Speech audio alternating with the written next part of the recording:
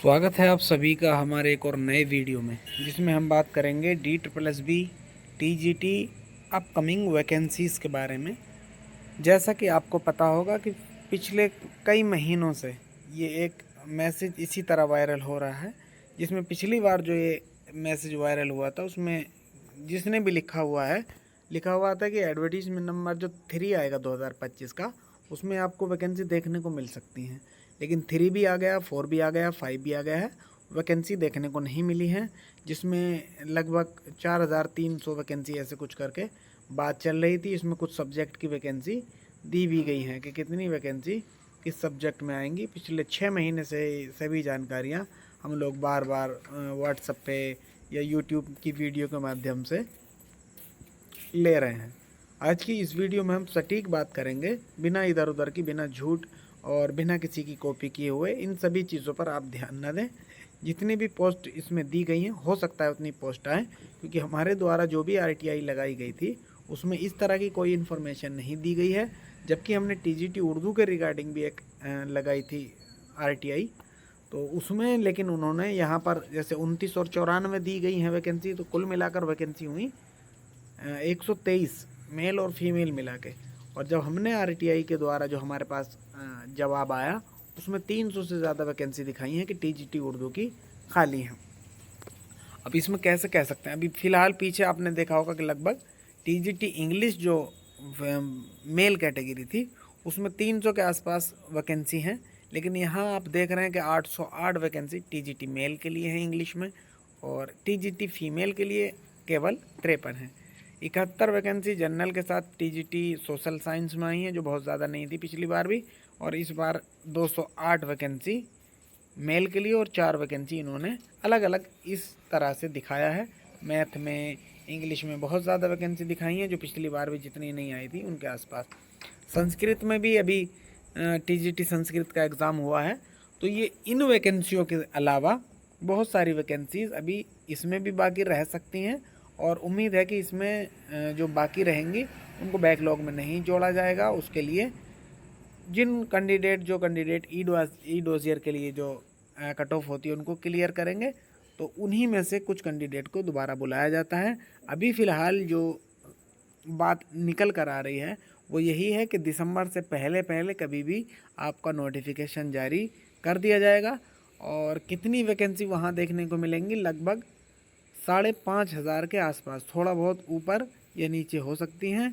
और ये ड्राफ्टिंग के लिए जो है, ड्राफ्टिंग इसकी लगभग की जा चुकी है DSSB के द्वारा, और 1 से 2 माह के अंदर, यानी कि इसी महीने भी आ सकता है, अगले महीने भी आ सकता है, और दिसंबर से पहले पहले हो सकता है आपको ये नोटिफिकेशन देखने को मिल जाए, जिसमें लगभग 5,500 वैकेंसियाँ आपको देखने को मिलेंगी। TGT उर्दू वाले या TGT पंजाबी वाले जो इतनी कम वैकेंसियाँ, जैसे TGT पंजाबी में तो फिर भी ठीक है, लेकिन उससे कम वैकेंसी TGT उर्दू में है। तो ऐसा नहीं है कि जैसे 4,433 वैकेंसी इन्होंने लिखी हुई है तो इतनी वैकेंसी नहीं आने वाली है। कुछ और वैकेंसियाँ इसमें ऐड की गई हैं, और लगभग 5,500 के आसपास वैकेंसियाँ आपको देखने को मिलेंगी। और उर्दू या पंजाबी या जितने भी और सब्जेक्ट हैं, ये वैकेंसी जिनमें कम है उनकी बढ़ सकती हैं, और जिसमें ज़्यादा दिखाई गई हैं उसकी घट भी सकती हैं। लेकिन ऐसा नहीं है कि इससे कम ही आएंगी या इससे ज़्यादा ही आएंगी, घट और बढ़ ही दोनों सकती हैं। और जिसमें ज़्यादा वैकेंसी दिखाई गई है हो सकता है उसमें कम हो, और जिसमें कम दिखाई गई है उसमें ज़्यादा हो जाएं। एग्जैक्ट डाटा ये नहीं है, ये किसी भी कैंडिडेट के द्वारा ही बनाया गया है, चाहे किसी टीचर ने बनाया हो, चाहे यूट्यूबर ने बनाया हो, चाहे किसी ने वैसे ही लगभग ये वैकेंसी ठीक है।